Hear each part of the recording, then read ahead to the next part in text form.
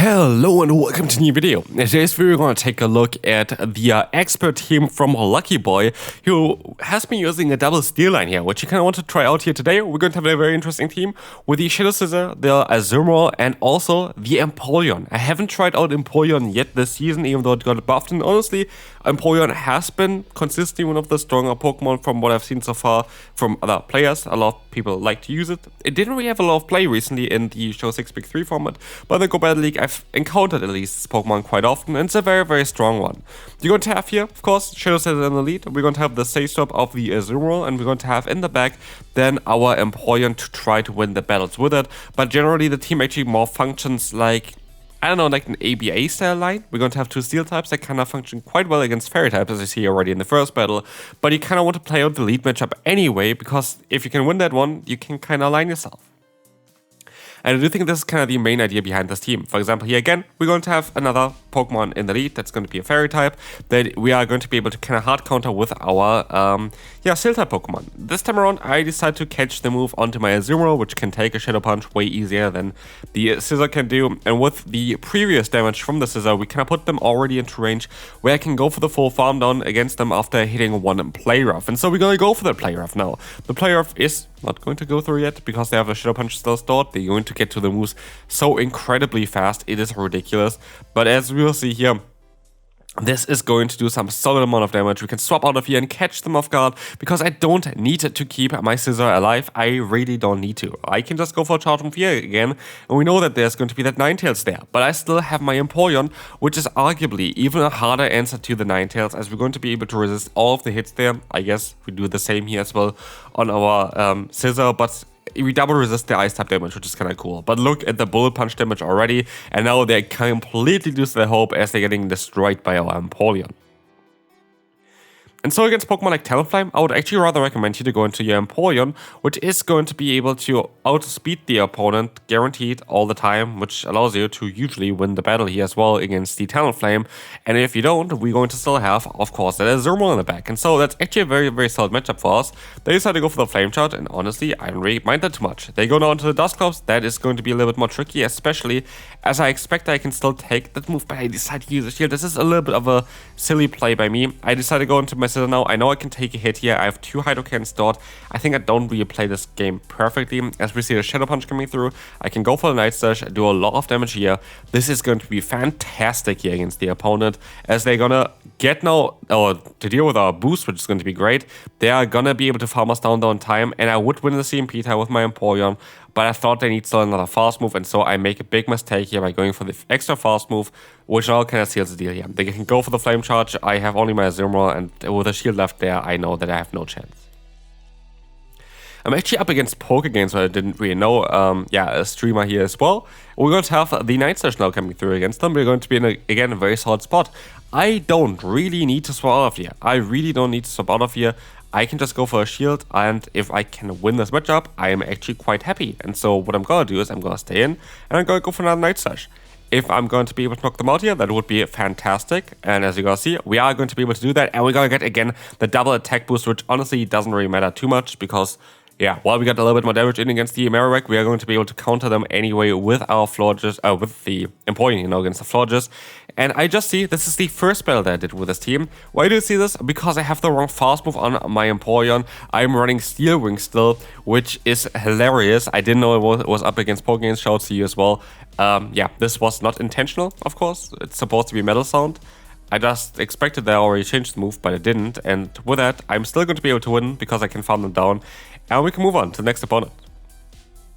So it didn't really matter. At the end of the day, I still won this battle. But it's a funny one. Anyway, we're going to go up against Ice Chris here. A player that you know as well from regionals. Regional winner already. Did well, I think, in a recent regional as well. I definitely hear the name there as well. So yeah, it's a player that you kind of already know from that. I actually get an alright lead here, and we're gonna see the Moltres coming in.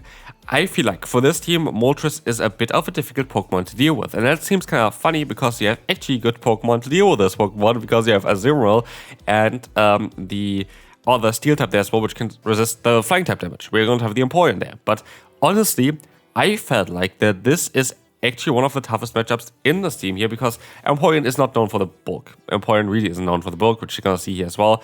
But also, I misplayed this battle. I was aware of that as well. It's kind of more of a gamble here on how I play, because what I should have done is let this move go. I decided to shield this move up, hoping that a drill peck is going to put them into range where I can go for the full bubble down with my Azumarill. That was my play. What I should have done instead is I should have let the move go. I should have just went to my Azumarill, should have went for the play rough, and kept the shield for a potential Brave Bird from the Moltres. That would have made way more sense instead of shielding up a resisted hit on a Pokemon that barely has any health left. And with that, we are going to kind of, lose this battle here because of my own mistake. And you immediately, it's a little bit of a gamble. I was hoping that the Empoleon would do a little bit more damage. It's the first time that I play Empoleon, especially the non-shadow version. So yeah, that was not ideally played. I could have won this battle if I played it better. But yeah, we're gonna move on now to Torterra. Torterra is a Pokemon that you can get 2 shields with your lead, which is cool. We can go for the Night Slash, and Night Slash is going to allow us to get some nice damage in. That's gonna get the shield from the opponent. We're gonna get the attack boost again. Actually, it's like the 3rd time already in this video, and we are in battle number 6. So we were quite lucky with the Night Slash boost as well. But honestly, Charjabug is such a difficult Pokemon to deal with. Like, our lead is actually alright to deal with it, but anything else is going to be very, very tough for us. Like, everything else is going to be very tricky to deal with this Charjabug. And we're going to be able to go for a charge move. Can we get the KO against them? We can, so that's, I guess, alright. But generally speaking, very tough Pokemon.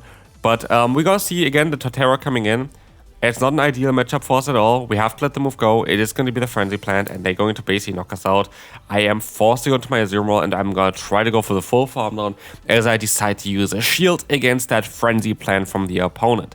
In comes the Dunsparce, and we can try our best to go for our play rough here. This is going to be a very neutral matchup. It actually depends on the IVs of the Dunsparce and how this matchup is going to go, because a lot of times they're actually kind of alright with the Azumarill, but yeah, as you can see here, the drill run is coming through. This is going to do barely any damage. We can go for the play rough against them as well, or we can catch the move onto our Scissor. This is going to be a 1 HP catch here against that drill run, which is going to be crucial, because now I can go back into the Azumarill, I can go for the play rough, and I will be able to very likely get the final shield here from the opponent, I assume. Yep, exactly. And now only 1 play rough is needed to knock them out. I assume they're going to go for that very, very soon. They're going to go for the catch very, very soon here against us. And so I'm not going to throw straight away. Just trying to catch here on the Torterra, but I'm still going to be forced to go for another Ice Beam here against the opponent, because otherwise I'm going to get KO'd. But I can still reach another Ice Beam against the Dunsparce. Is this going to be enough to knock them out? I hope it is, because otherwise we're going to lose this battle. But it is going to be enough, and we can move on to the next opponent. We will face up against that Credilli. And again, we have 2 great answers against this Pokemon, which is exactly where we kind of want to have this team. If we have 2 great answers, we are in basically a position that we barely can lose again. Here, we're going to be able to now get the damage onto the opponent's Feraligatr. That damage is very important because it allows us to put them into play rough range. Play rough range is going to be very nice here, because what we need is just some more damage against them. And we can just take the hit here. But the opponent knows exactly how to play out the Feraligatr matchup, and this is also why they are running the Shadow Feraligatr instead of the normal Feraligatr.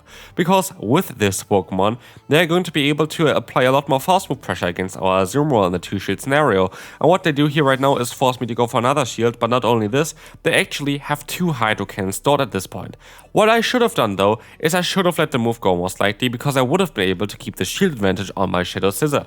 I have 2 great Pokemon against Credilli, and would have made way more sense to do it like this, instead of keeping the Azumarill alive with that little HP. So this was not ideally played by me.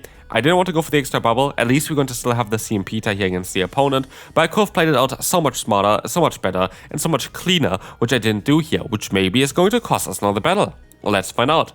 Rocktom is coming in. I am going to be able to go into my Empoleon, which is going to have a great time against Credilli, but not so much against whatever they have in the back, which is going to be that Dusknoir. And so we are going to be forced to go for that Hydro Cannon. But again, remember, if I would have played it better, I would have had my Scissor still alive with either a shield or a Night Slash still stored. That would have been already winning us the battle. Like this, the opponent can go for a Shadow Punch, they go for the Undercharge, they survive with 1 HP, and with that perfect play from the opponent, they're actually going to be able to win the battle. Again, this is down to me. I could have played it way better, but I didn't, and this is kind of something that you have to kind of understand as well. Where are your win cons? You don't have any against Magnezone. You really don't. Like, you really don't have anything against Magnezone. This team sucks against Magnezone. Magnezone is not a common Pokemon at all, though. Like, this is like complaining that, I don't know, a Pidgey is going to be the hardest answer to a team. This is the first Magnezone I faced all season. That's all I have to say. it's against a team where we have no chance. Magnezone generally isn't played because of the double weakness to ground, which is very risky to play in the current meta, because even if you kind of are locked into a Volt Switch animation, you're going to go for the opponent goes like a sub into a Shadow Marowak, you kind of dead after 2 fast moves there. And that is kind of something that you just cannot really go for. Like, you kind of have to, play around it. And as you're going to see here, we're going to have the Dusclops now against us. If they have the, what's called the Poltergeist, then we're going to be dead immediately anyway. It's going to be Poltergeist here, good game. Like, there's nothing that I can do here. Poltergeist is, by the way, a fun move on this Pokemon. I kind of want to try out Poltergeist Dusclops as well. I think it's a cool Pokemon to run. Surprising damage all the time with it. Like, you're not going to really expect Poltergeist on this Pokemon. I hope I have a Shadow Dusclops because I think it's a kind of cool Pokemon as well. But anyway, what we will see here is that they have a Marowak. Marowak is going to be a good Pokemon to run right now. It's a very, very solid Pokemon to run, to be fair. And as you're going to see, we are going to be able to go up now against the Steelix with our Azumarill. This is not the best matchup, but it's okay. We can just go ahead and swap out of here. Try to go for the Hydro Cannon. What we see again is that while everything is usually going quite well for us, this is going to be a perfect scenario again where we have 1 HP onto the opponent, where we cannot get the KO. And it's just unfortunate, isn't it? They have now the Marowak coming back in. If we didn't have that 1 HP there, we would have had already a little bit more HP there. We have the Bastion now on the back, and there's nothing I can do here. This is just hard roll.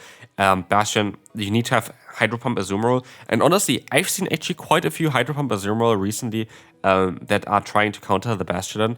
There's a team coming up that I've been playing as well that is using Bastiodon again. Sorry for that. It's a team that also got me a lot of Elo again. So yeah, you're gonna not want to miss out though. If you haven't subscribed to the channel yet, feel free to subscribe to it. It's free and it helps me out a ton.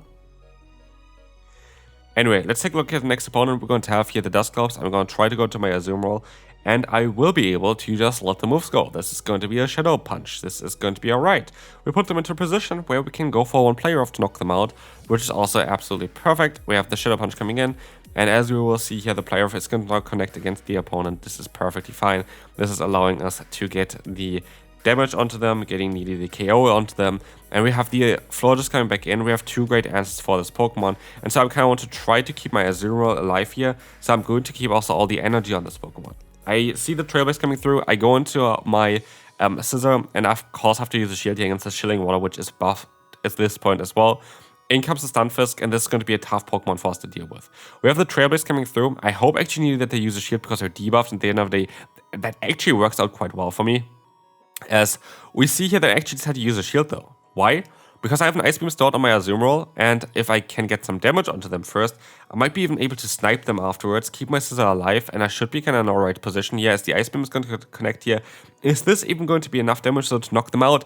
It is not by a few HP. They can farm me down, and now it's down to Scissor, and we are not going to be able to knock them out here.